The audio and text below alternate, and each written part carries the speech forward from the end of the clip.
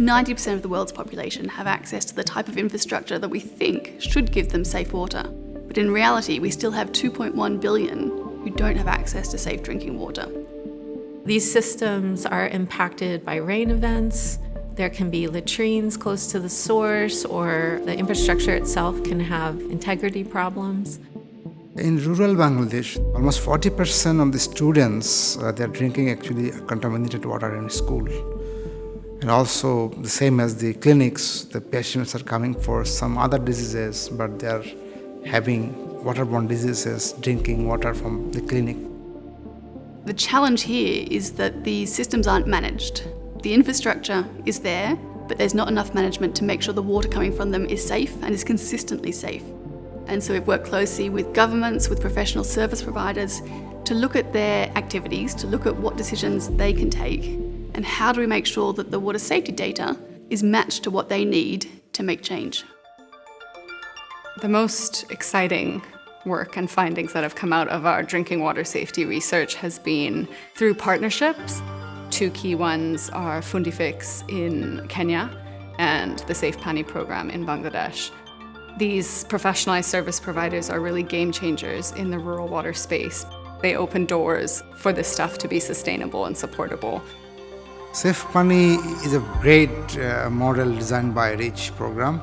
Previously, all the responsibilities of repairing breakdowns remains with the institutions or the users.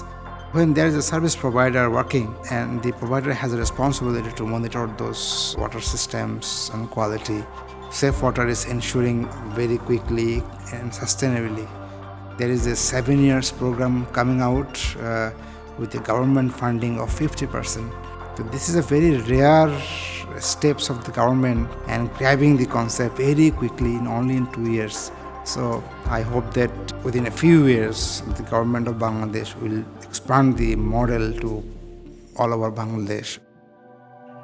One of the pieces of work that we did recently was looking at how a very simple change in the way you take a sample has a dramatic impact on how you can interpret the results.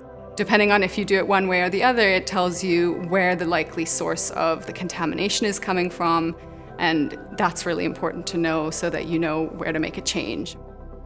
Together with Uptime Global, we've designed a results-based funding framework that uses all of that effort that goes into assessing the risk and then uses that to demonstrate to investors that their money is having the impact they want in terms of delivering safe drinking water.